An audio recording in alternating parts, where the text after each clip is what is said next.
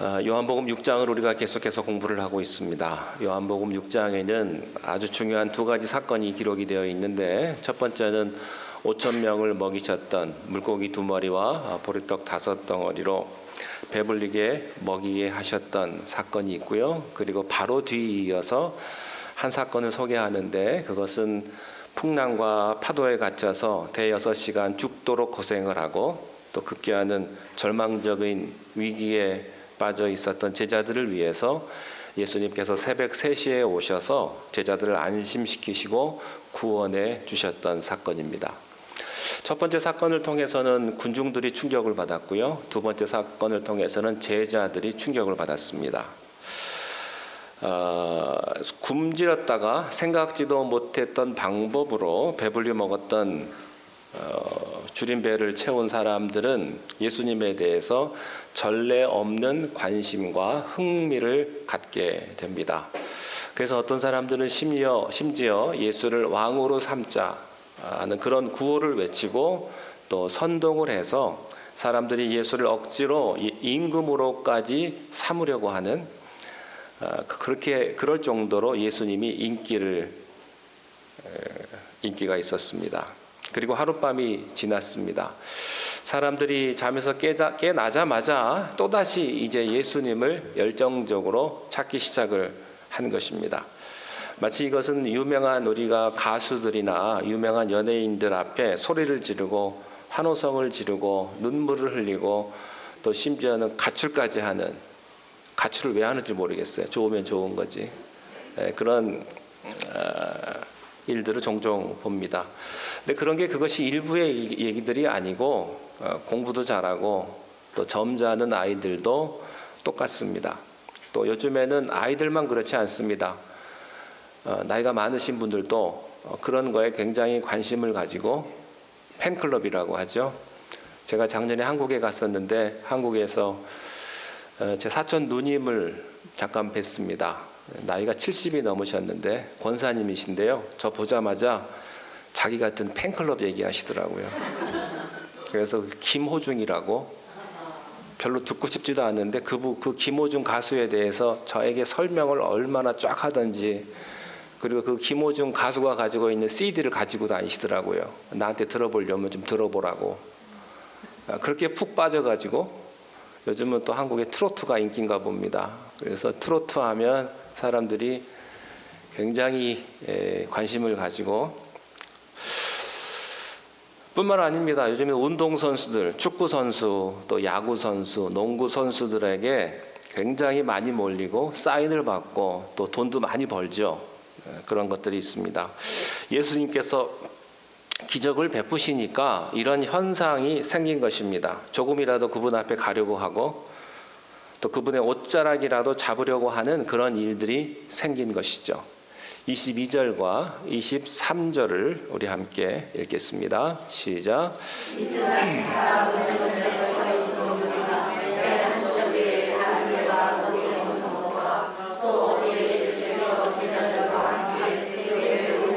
아니하시고 제자들만 가는 것을 보았더니, 그러나 디베라에서 배들이 축사하신 후 여럿이 떡 먹던 곳에 그곳에 가까이 있더라. 아침에 잠을 깼습니다. 이제 군중들은 예수님이 거기 없는지를 모릅니다. 예수님이 거기 계신 줄 알았는데 예수님이 안 계십니다.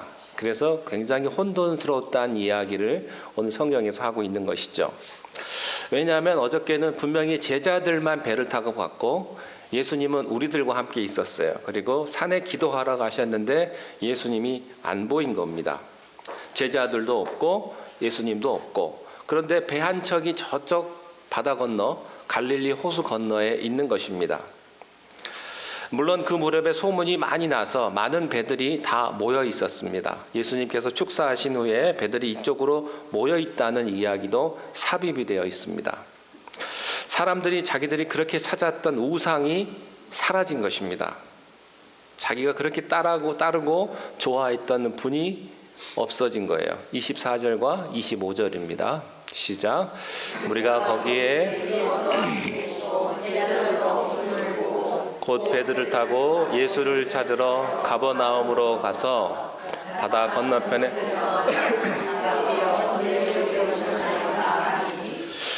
사람들은 정신없이 예수님을 찾기 시작을 했습니다. 배를 타고 가기도 하고요. 그 열정과 인기가 정말로 대단했습니다. 드디어 그들은 배를 타고서 예수님이 계신 곳을 쫓아가서 가버나움까지 가서 만나게 됩니다.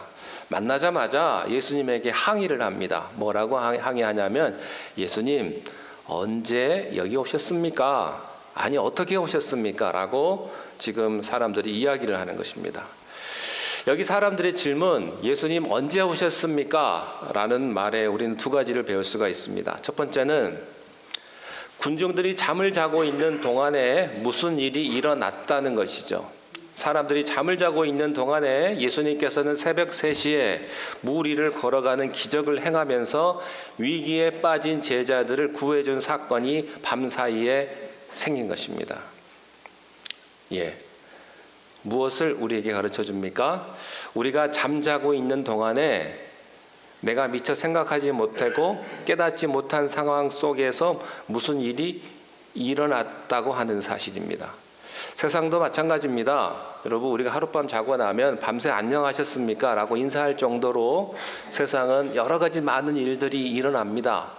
밤사이에 전쟁도 일어나고 살인도 일어나고 강도도 사건도 일어나고 많은 일들이 일어나는 거예요. 근데 영적인 면에서도 마찬가지라고 하는 것입니다. 우리가 잠을 자고 있을 때 하나님은 일하신다는 것입니다. 예수님은 새벽 3시라도 깨어서 물 위를 걸어서라도 하나님은 일하시는 거예요. 주님은 계속해서 역사하신다는 것이죠. 내가 깨어 있다고 모든 것이 다 되는 것은 아닙니다. 이것을 가리켜 은혜라고 하는 거예요. 이것이 축복이죠. 하나님 우편에서 주님은 지금도 우리를 위해서 중보기도 하고 계십니다. 시편 121편에 보면 하나님은 졸지도 아니하시고 주무시지도 아니하신다 그랬습니다. 내가 고통을 겪고 내가 억울하게 누명을 쓰고 내가 견딜 수 없는 그런 아픔 속에 있을 때 우리는 흔히 이런 말 하죠. 하나님 계시는가? 하나님이 날 보고 계시는가? 하나님이 왜 나의 이 고통을 모르시는가? 이렇게 답답해할 수가 없어요. 하나님이 살아계시다면 이럴 수가 있는가? 라고 우리는 질문을 합니다. 그러나 오늘 성경에서 우리가 배울 수 있는 것은 무엇입니까? 하나님은 주무시지도 아니하시고 졸지도 아니하신다고 하는 것이죠. 하나님은 내가 피곤해 지쳐 있을 때에도, 내가 포기했을 때에도 그분은 포기하지 아니하시고 나를 보고 계시고 나를 위해 기도하고 계시고, 그리고 하나님의 시간에 하나님의 방법으로 나에게 찾아오시려고 준비하고 계시다고 하는 것입니다. 사랑하는 여러분, 하나님은 졸지도 않으시고 주무시지도 않습니다. 하나님은 여러분보다 더 예민하게 여러분을 보고 계십니다. 하나님은 내가 알 수 없는 방법으로 나를 사랑하시고, 하나님은 내가 깨달을 수 없는 방법으로 나에게 관심을 가지시고, 주님은 일하시고 계시고 준비하시고 계시다고 하는 사실입니다.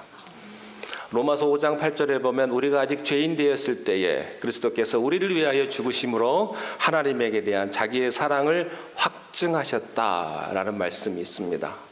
우리가 아직 죄인 되었을 때에, 우리가 아직 하나님을 모를 때에, 하나님의 사랑을 깨닫지 못했을 때에 2000년 전부터 그분은 나를 위해 죽으셨다고 하는 거예요.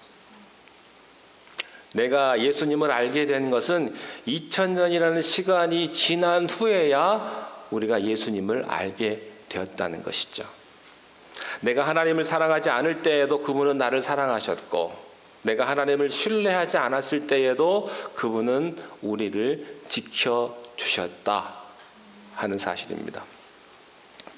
은혜란, 하나님의 은혜란 우리가 계산하고 생각하고 상상하는 것 그 이상의 것입니다. 하나님은 내 상상력 안에 계신 분이 아니시고, 하나님은 내 믿음 안에 갇혀 계신 분이 아니십니다.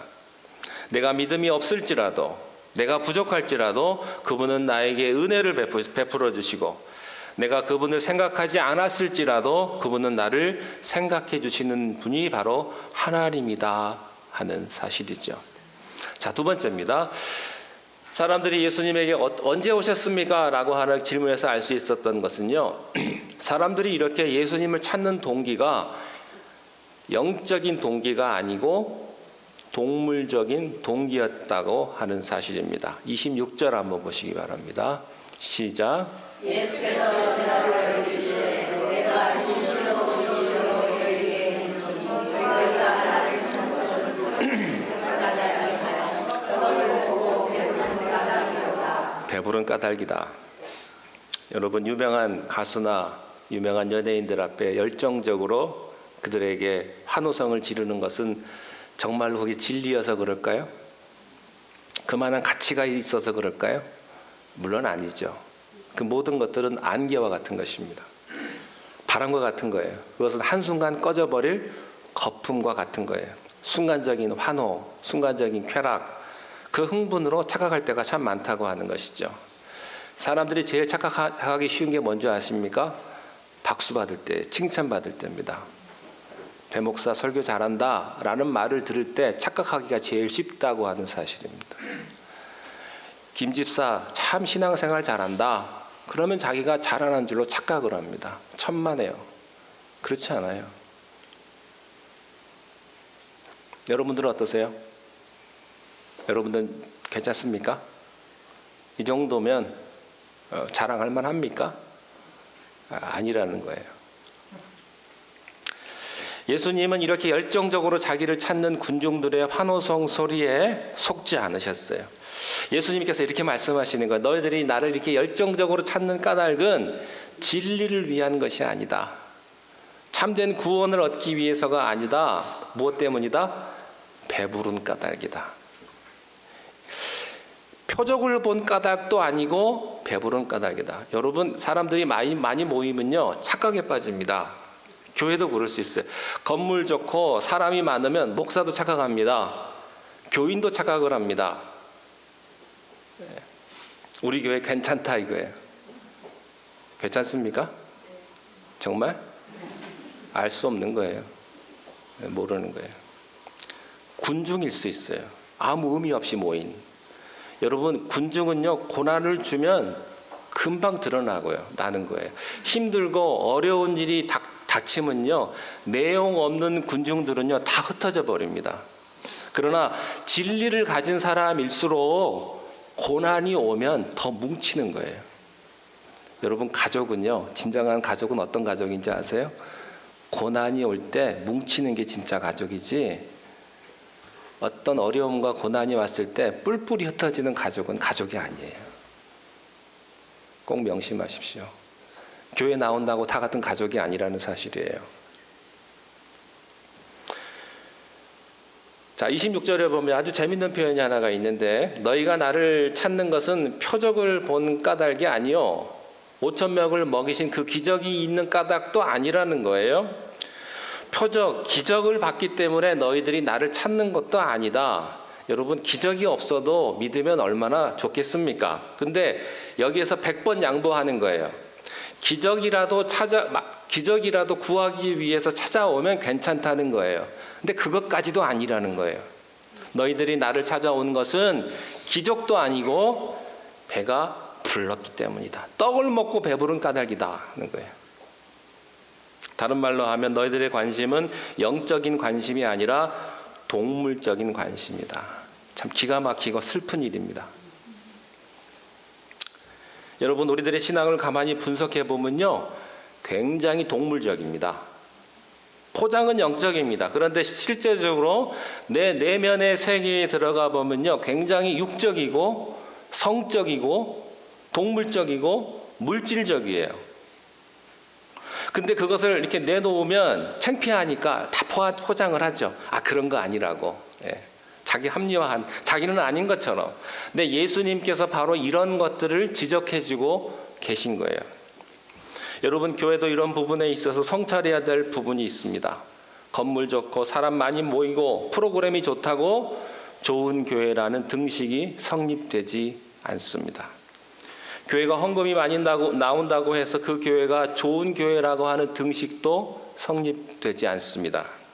물론 전통이 있고 소문난 교회라고 해서 그 교회가 좋은 교회라고 하는 그 등식이 성립되는 것도 아니에요. 우리는 정말 하나님 앞에서 우리 내면의 세계를 깊이 성찰해야 되는 이유가 여기에 있다고 하는 것입니다. 진정한 교회는 영적이며 성령 충만하며 거룩한 교회가 진짜 교회예요.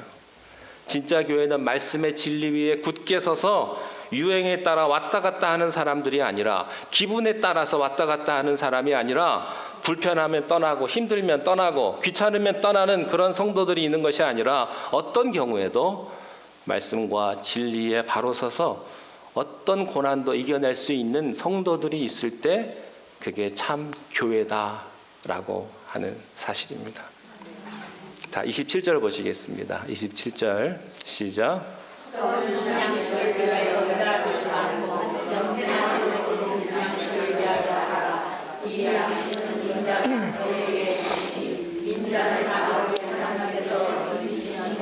자, 여기서 이제 양식에 대한 이야기를 하시는데, 양식을 이렇게 두 가지로 말씀하셨는데, 첫 번째는 뭐냐면 썩는 양식이다 그랬습니다.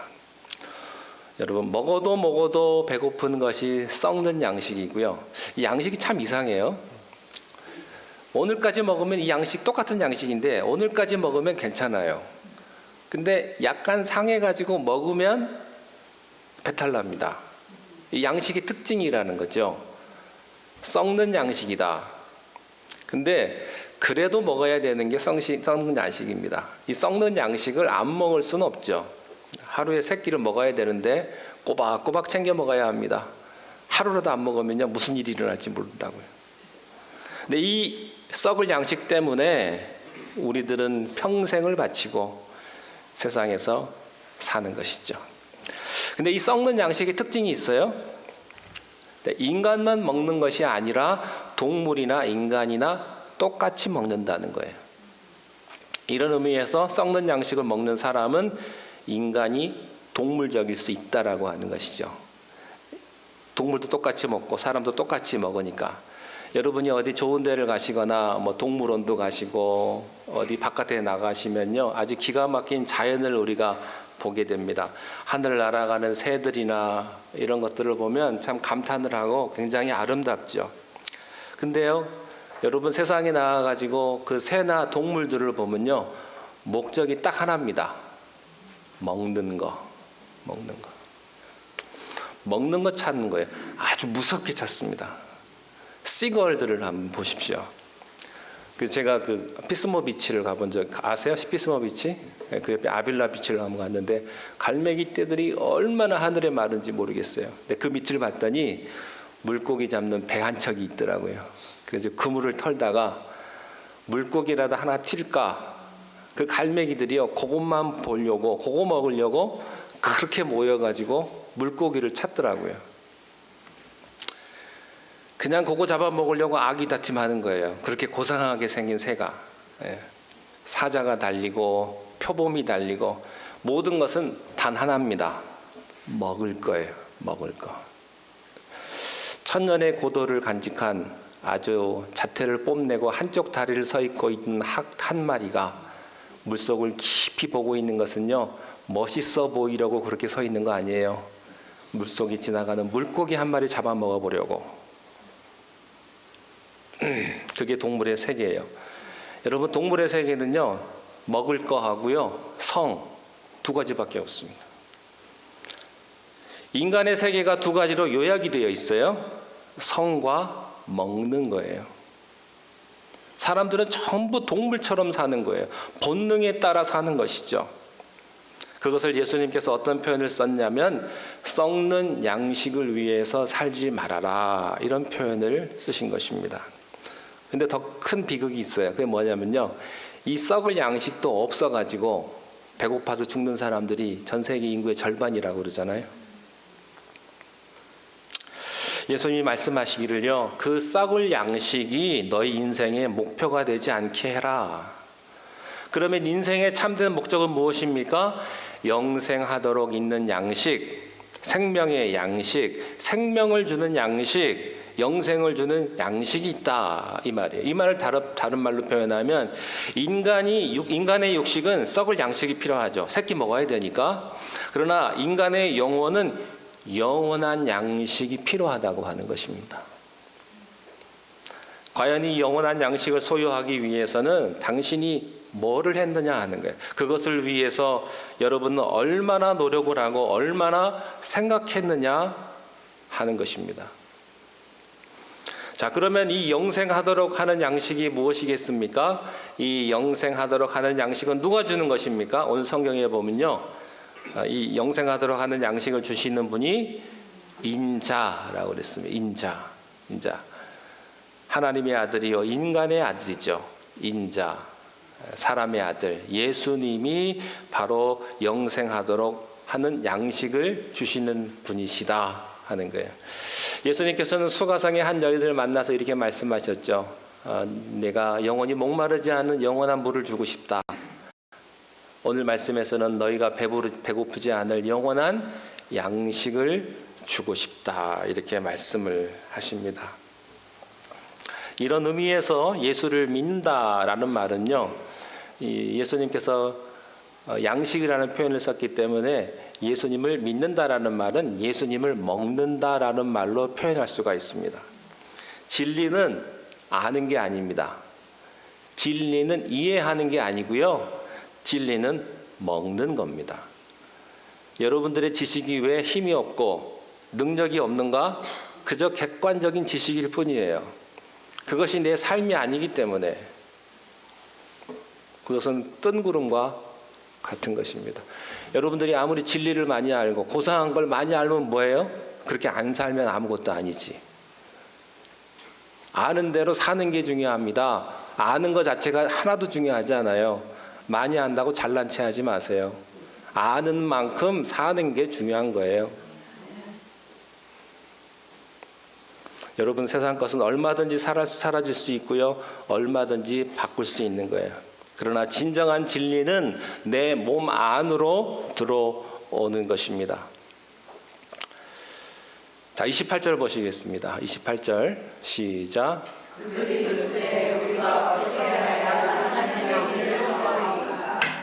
여기에 중요한 질문이 하나가 나옵니다. 자, 사람들이 이렇게 반응합니다. 그렇다면 우리가 어떻게 해야 하나님의 일을 하리까? 여기에 아주 중요한 사실 하나를 배우게 됩니다. 인간의 끊임없는 관심은 행위라는 거예요. 행동이라는 것입니다. 여기 보십시오. 어떻게 해야 내가 하나님의 일을 할 수 있습니까? 사람의 죄성의 본 뿌리에는요, 언제나 행위가 있고 공로의식이 있어요. 공로의식. 우리 발레교회에 섬기시는 분들은 공로패 받을 생각 꿈에도 하지 마십시오. 하나님한테 받으십시오. 사람의 죄 속에는 내가 했다 이거예요. 내가 이만큼 했고, 내가 이만큼 헌금했고, 내가 이만큼 열심히 목회했다 이거예요. 이게. 그래서 보상 받고 싶은 거예요. 이런 마음에 그런 욕심이 끝없이 있는 거예요. 여러분, 사람은요, 행함으로 구원을 얻는, 행함으로 보상을 받는, 행함으로 만족과 기쁨을 누리는, 행함으로 자기의 믿음을 정당화시키려는 이런 인간의 불신앙의 뿌리가 있다는 사실을 인간 안에 있다는 것을 우리가 알게 되는 것이죠. 내가 무엇을 해야 구원을 얻겠습니까? 라고 말했던 청년의 질문처럼 여기서도 내가 어떻게 해야 하나님의 일을 할 수 있습니까? 라고 질문을 합니다. 여기에 예수님은 굉장히 놀라운 대답을 해주십니다. 29절입니다. 시작.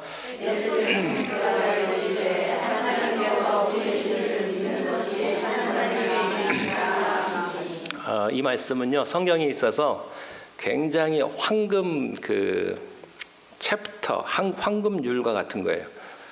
요한복음 3장 16절이나 시편 23편과 같은 굉장히 그런 중요하고도 본질적인 그런 내용입니다. 하나님의 일이란 게 뭐냐? 하나님의 일. 우리가 하나님의 일을 한다고 하잖아요. 하나님의 일이 사역이죠, 사역. 근데 하나님의 아들을 믿는 것이 하나님의 일이다. 이거예요. 이것은 행위가 아니고 믿음이요 은혜다, 그런 뜻입니다. 예수님은 언제나 우리들에게 믿음과 은혜를 이야기하고 인간은 언제나 예수님에게 행위와 공로를 주장합니다. 이 두 싸움이에요. 이게 갈라디아서와 로마서의 주제입니다. 여러분이요, 예수님 처음에 믿을 때는 다 은혜로 믿습니다만 예수님을 조금 믿고 1년, 2년, 3년 지나면요 다 행위로 돌아가 버려요. 하나님, 내가 아침마다 그렇게 기도하지 않았습니까? 내가 하나님 앞에 헌금한 게 얼만데 왜 내 기도 안 들어주십니까? 뭐 이런 거죠. 내가 교회 그렇게 참 나갔고 그렇게 했는데 왜 내가 아픕니까? 왜 내 삶이 요 모양 요 꼴입니까? 이게 다 행위예요, 행위. 내가 뭘 했기 때문에 기브 앤 테이크 하는 거죠. 내가 주니까 하나님도 좀 주십시오. 그런 거예요. 나는 하나님 앞에 공을 들였는데 하나님 나에게 뭘 주셨습니까? 섭섭해요. 신앙생활하면서 섭섭한 거예요. 여러분, 신앙생활 하시면서 섭섭하신 분들 회개하시고 절대 섭섭하시면 안 돼요. 하나님한테. 사람한테는 섭섭할 수 있어요. 근데 하나님한테는 절대 섭섭하시면 안 돼요. 행위, 은혜, 믿음. 인간은 언제나 이렇게 공로와 행위를 주장하고 하나님은 언제나 은혜와 믿음을 이야기합니다. 그러면 진짜 하나님이란 뭐냐? 하나님의 일이란 하나님의 아들을 믿는 것이 하나님의 일이다. 이렇게 말씀하셨어요. 그러면 이 말은 아무것도 하지 말라는 말이냐? 봉사도 하지 말고 뭣도 하지 말고 그냥 믿기만 하면 되는 것이냐? 그게 아니에요. 이 말의 뜻은 무엇이냐면 예수님이 하신 모든 일들을 내가 믿고 받아들이는 것을 의미하는 거예요. 예수님은 우리를 위해서 십자가의 죽으심으로 우리 죄를 담당하고 다 씻어 주셨습니다. 예수님은 우리를 위해서 부활하셨습니다. 그래서 우리에게 부활을 선물로 주셨습니다. 예수님은 승천하심으로 우리에게 천국을 보증하셨습니다. 예수님은 우리를 위하여 앞으로 재림하실 것입니다. 재림을 통하여서 우리에게 희망과 승리를 주실 거예요. 이런 사실을 우리가 어떻게 해야 돼요? 믿어야 돼요. 믿어야 돼요. 믿는다는 이야기는요, 단순한 게 아니고요. 믿는다는 얘기는 하나님이 하신 모든 일들이 나에게로 전가되는 것을 의미하는 거예요. 그래서 예수님의 십자가가 내 십자가가 되는 것이고, 예수님의 부활이 내 부활이 되는 것이고, 예수님의 승리가 내 승리가 되는 것이죠. 그거를 가리켜서 믿음이라고 이야기하는 것입니다. 그래서 믿는 것은 하나님의 일이다. 여러분이 하나님을 믿으면 여러분들에게 승리가 보장되어 있는 줄로 믿습니다. 자, 이렇게 되면 어떤 일이 생기는가? 나의 열정이 아니라 하나님의 열정으로, 나의 사랑이 아니라 그분의 사랑으로, 나의 능력이 아니라 그분의 능력으로, 나의 용서가 아니라 그분의 용서로, 내가 만들어가는 삶이 아니라 하나님이 만들어가는 삶, 하나님이 인도해 주시는 삶으로, 그리고 내 미래가 아니라 그분의 미래로 내 인생이 결정된다고 하는 사실입니다. 이것을 가리켜서 믿음이라고 하는 것입니다. 그분이 하신 일을 받아들이는 것이고 믿는 일이에요. 그래서 그분이 하신 모든 일이 누구에게로? 나에게로 옮겨지는 것.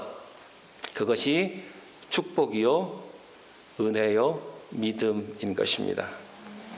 오늘 예수님께서 말씀하십니다. 썩을 양식을 위하여 일하지 말고 썩지 않는 양식을 위해서 일을 해라. 하나님의 뜻은 무엇입니까?